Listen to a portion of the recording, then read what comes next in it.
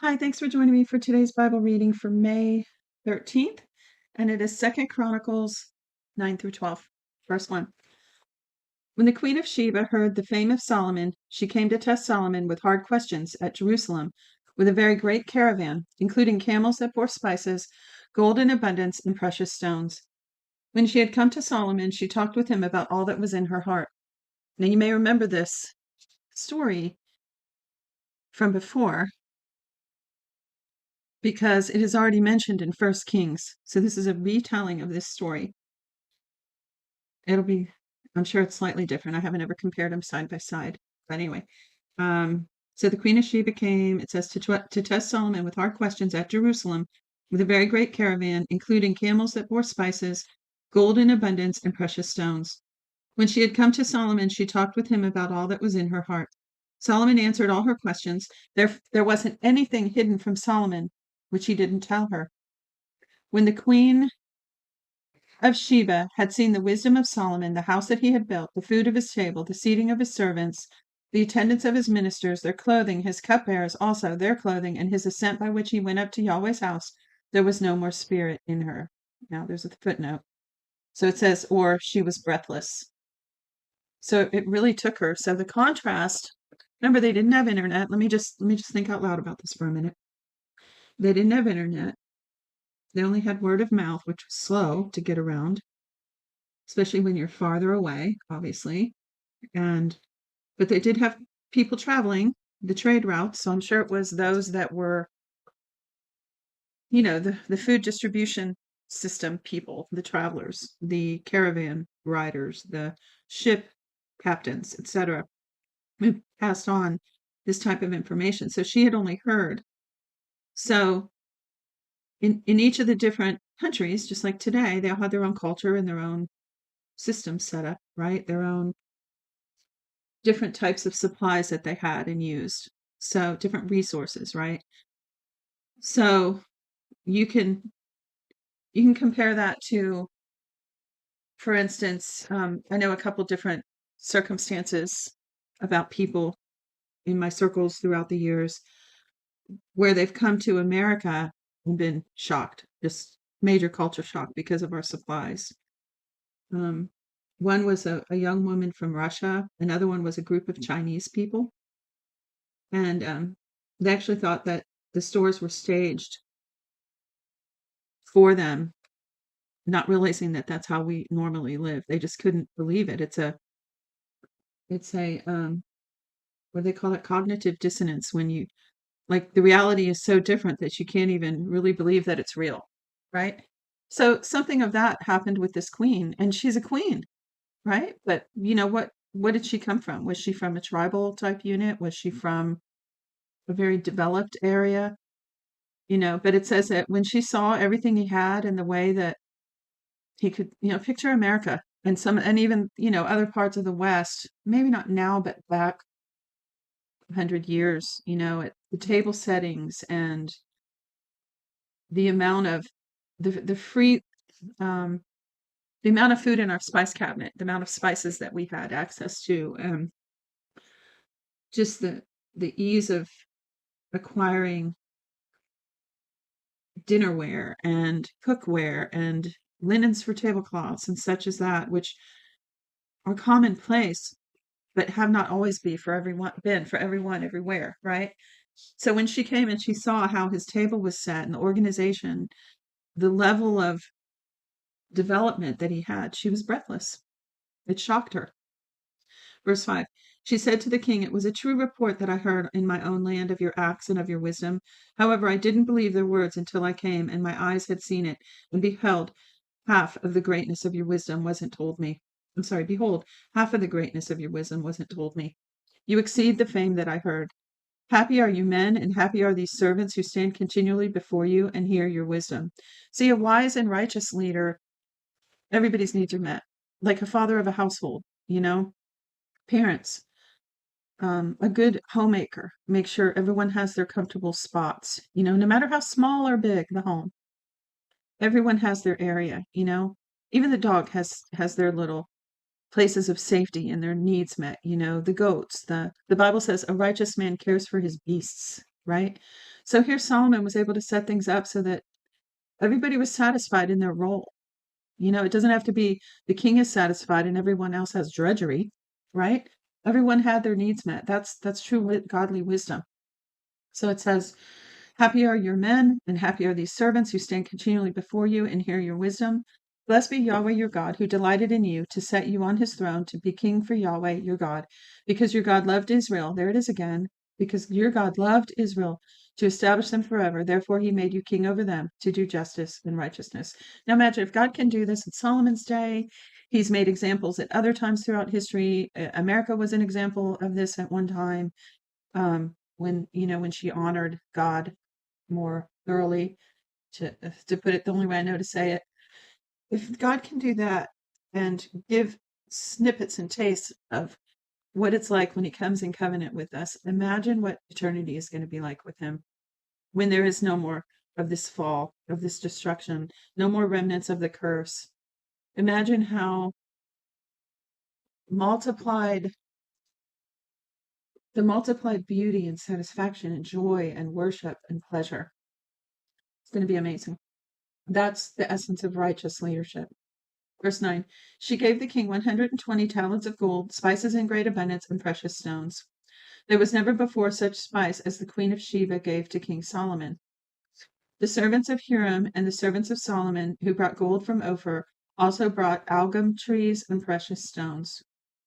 The king used algum, because what do you give to somebody who has everything, right? What do you give to them?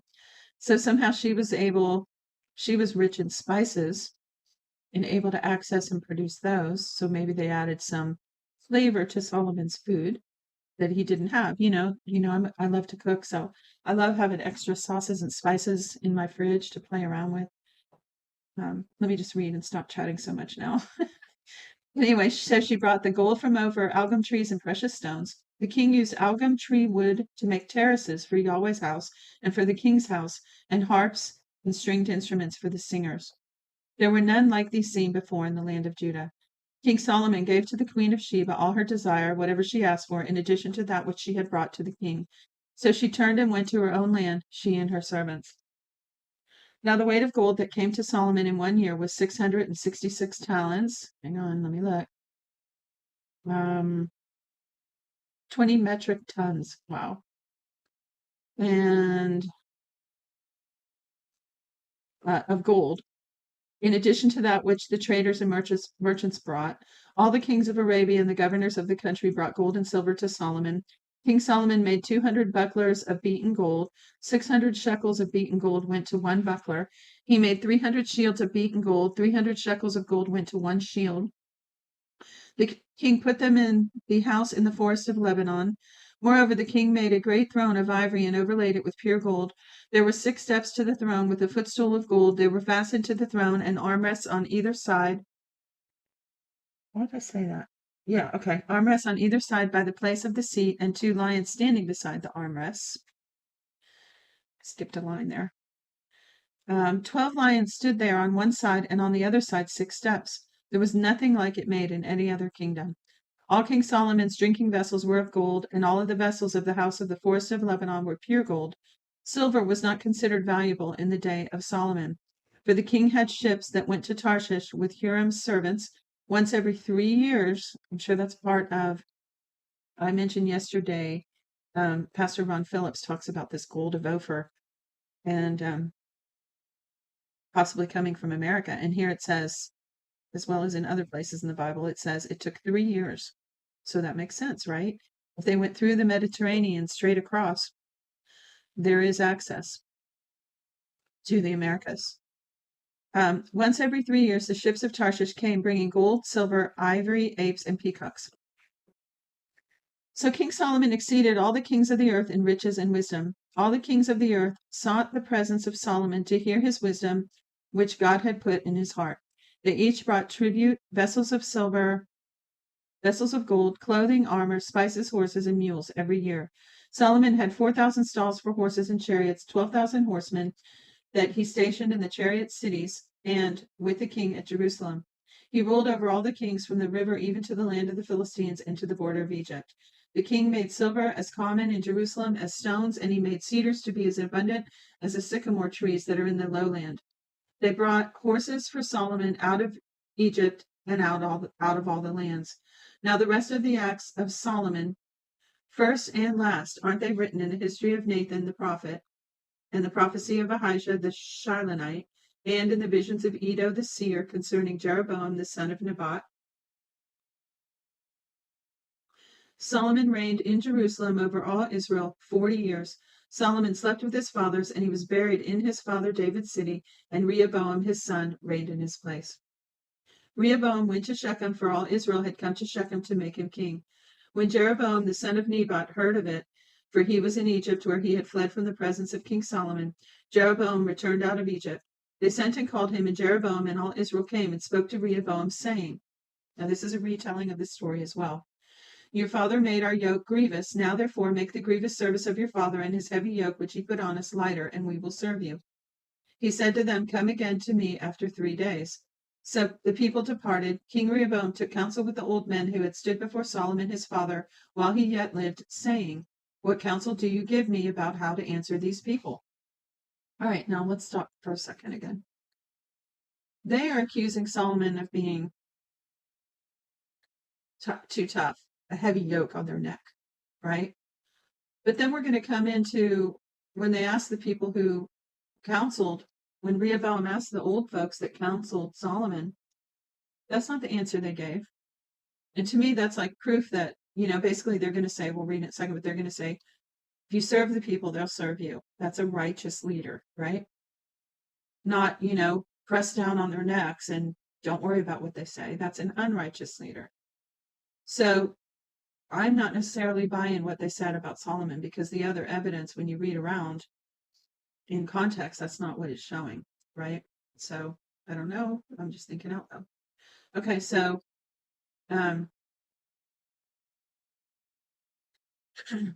they went and asked, it says, Rehoboam took counsel with the old men who had stood before Solomon his father while he lived, saying, what counsel do you give me how to answer these people? What people? Jeroboam from Nebat and Israel. They spoke to him, saying, if you're kind to these people, please them, and speak good words to them, they will be your servants forever. But he abandoned the counsel of the old men which they had given him, and took counsel with the young men who had grown up with him, who stood before him. Boy, if that doesn't sound like today's youth. Anyway, I mean, here in America, the youth are totally rejecting the wisdom of the baby boomers who are getting to be the elders. There's not many of the other ones left, They are becoming the seniors of this era, and they're the ones that understand the freedoms that we've enjoyed and why and how we've enjoyed them. And the young people are totally rejecting that wisdom. Hopefully not all of them, and hopefully that's changing. But, wow. Anyway, it says,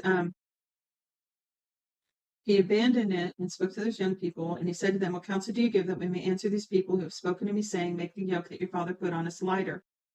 The young men who had grown up with him spoke to him, saying, thus you shall tell the people who spoke to you, saying, your father made your yoke heavy, but make it lighter on us. Thus you shall say to them, my little finger is thicker than my father's waist, whereas my father burdened you with a heavy yoke, I will add to your yoke. My father chastised you with whips, but I will chastise you with scorpions. So Jeroboam and all the people came to Rehoboam the 3rd day and asked the king, saying, come to me again the 3rd day. The king answered them roughly, and the king Rehoboam abandoned the counsel of the old men and spoke to them after the counsel of the young men, saying, my father made your yoke heavy, but I will add to it. My father chastised you with whips, but I will chastise you with scorpions. So the king didn't listen to the people, for it was brought about by God, that Yahweh might establish his word, which he spoke by Ahijah the Shilonite to Jeroboam the son of Nebat. When all Israel saw that the king didn't listen to them, the people answered the king, saying, what portion do we have in David? We don't have an inheritance in the son of Jesse. In other words, they're saying, not my king. Every man to your tents, Israel. Now see to your own house, David. So all Israel departed to their tents. But as for the children of Israel who lived in the cities of Judah, Rehoboam reigned over them. Then King Rehoboam sent Hadoram, who was over the men subject to forced labor, and the children of Israel stoned him to death with stones. So they're rioting and protesting now because of the unrighteous leadership. See how it works? It's a pattern. It never changes. King Rehoboam hurried to get himself to his chariot to flee to Jerusalem, so Israel rebelled against David's house to this day. When Rehoboam had come to Jerusalem, he assembled the house of Judah and Benjamin, 180,000 chosen men who were warriors to fight against Israel, to bring the kingdom again to Rehoboam. So see, he's only got 2 of the 12 tribes with him now, Judah, where Jerusalem is, and Benjamin. But Yahweh's word came to Shemaiah, the man of God, saying, Speak to Rehoboam, the son of Solomon, king of Judah, and to all Israel in Judah and Benjamin, saying, so you have to be careful when it switches around. See, because a minute ago it's saying Israel rebelled, but now it's saying speak to Israel in Judah and Benjamin. So they're the Israel that didn't rebel, right? This is what I keep saying. Sometimes the Bible switches these words around, and you've got to be careful to understand who he's talking about. So of the 12 tribes of Israel, part of them rebelled, but these 2 are still under the leadership of Rehoboam. Geesh. Okay. And the way, I might as well say it, the way I remember this is that J comes before R. Jeroboam comes before Rehoboam in the alphabet. So Jeroboam's the one that was in the north. When they eventually split, Jeroboam's in the north with Israel, and Rehoboam's in the south with Judah and Benjamin. And that's where Jerusalem is. So that might help give you a visual picture for those of you that need that and don't know it yet. Verse 4, this is 11:4. Yahweh says, you shall not go up. Now remember, this is Shemaiah the prophet telling him. Yahweh says, you shall not go up nor fight against your brothers. Every man return to his house, for this thing is of me. So they listened to Yahweh's words and returned from going against Jeroboam. Rehoboam lived in Jerusalem and built cities for defense in Judah. He built Bethlehem, Etam, Tekoa, Beth-zur, Soko, Adullam, Gath, Mareshah, Ziph, Adoraim, Lachish, Ezekah, Zorah, Aijalon, and Hebron, which are fortified cities in Judah and Benjamin. He fortified the strongholds and put captains in them and stores of food, oil, and wine. He put shields and spears in every city and made them exceedingly strong. Judah and Benjamin belonged to him. The priests and Levites who were in all Israel stood with him out of their territory. For the Levites left their pasture lands in their possession and came to Judah and Jerusalem, for Jeroboam and his sons cast them off, that they should not execute the priest's office to Yahweh. So this is a big church split, right? Verse 15, he himself appointed priests for the high places and for the male goats and the calves which he had made. After them, out of all the tribes of Israel, those who set their hearts to seek Yahweh, the God of Israel, came to Jerusalem to sacrifice to Yahweh, the God of their fathers. So here's another thought that comes to mind. David and Solomon just went through all this. All of David's work preparing the temple. Solomon spent, 20 years? Got everything in order. And they had their great joy that comes from putting things in God's order. And now it's all falling apart again. All right, so it says, they strengthened the kingdom of Judah and made Rehoboam, the son of Solomon, strong for 3 years, for they walked 3 years in the ways of David and Solomon. Rehoboam took a wife for himself, Mahalath, the daughter of Jeremoth, the son of David, and of Abihail, the daughter of Eliab, the son of Jesse. He bore him sons, Jush, Shamariah, and Zaham. After her he took Maacah, the daughter of Absalom, and she bore him Abijah, Attai, and Ziza, and Shelemith. Rehoboam loved Maacah, the daughter of Absalom, above all his wives and his concubines, for he took 18 wives and 60 concubines, and became the father of 28 sons and 60 daughters. Rehoboam appointed Abijah, the son of Maacah, to be chief, the prince among his brothers, for he intended to make him king. Excuse me. He dealt wisely and dispersed all of his sons throughout the lands of Judah and Benjamin to every fortified city, and gave them food in abundance, and sought many wives for them. Last chapter, 12. When the kingdom of Rehoboam was established and he was strong, he abandoned Yahweh's law and all Israel with him. Ugh. So here we go again. Verse 2. In the 5th year of King Rehoboam, Shishak, king of Egypt, came up against Jerusalem because they had trespassed against Yahweh with 1,200 chariots and 60,000 horsemen. The people were without number who came with him out of Egypt, the Lubim, the Sukkim, and the Ethiopians. He took the fortified cities which belonged to Judah and came to Jerusalem. Now Shemaiah the prophet came to Rehoboam and to the princes of Judah who were gathered together to Jerusalem because of Shishak, and said to them, Yahweh says. So see, they gathered like, what are we going to do? Let's seek Yahweh and counsel together. And what happens? They also get a prophet there. So they're not just using their natural logic. They're not just following their own understanding. They're, let's get the mind of God on this thing. So the prophet says, Yahweh says, you have forsaken me, therefore I have also left you in the hand of Shishak. Then the princes of Israel and the king humbled themselves, and they said, Yahweh is righteous. When Yahweh saw that they humbled themselves, Yahweh's word came to Shemaiah, saying, They have humbled themselves. I will not destroy them, but I will grant them some deliverance, and my wrath will be poured out on Jerusalem by the hand of Shishak. Nevertheless, they will be by his servants, and they will know my service and the service of the kingdoms of the countries. So Shishak, king of Egypt, came up against Jerusalem and took away the treasures of Yahweh's house and the treasures of the king's house. He took it all away, but he also took away the shields of gold which Solomon made. King Rehoboam made shields of bronze in their place and committed them to the hands of the captain of the guards who kept the door of the king's house. As often as the king entered into Yahweh's house, the guard came and bore them, then brought them back into the guard room. When he humbled himself, Yahweh's wrath turned from him so as to not destroy him altogether. Moreover, there were good things found in Judah. So King Rehoboam strengthened himself in Jerusalem and reigned, for Rehoboam was 41 years old when he began to reign, and he reigned 17 years in Jerusalem, the city which Yahweh had chosen out of all the tribes of Israel to put his name there. His mother's name was Naamah the Ammonitess. He did that which was evil because he didn't set his heart to seek Yahweh. Now the acts of Rehoboam, first and last, aren't they written in the histories of Shemaiah the prophet and Iddo the seer in the genealogies? There were wars between Rehoboam and Jeroboam continually. Rehoboam slept with his fathers and was buried in David's city, and Abijah his son reigned in his place. That's it for today's reading. Thanks for joining me. See you tomorrow. Shalom.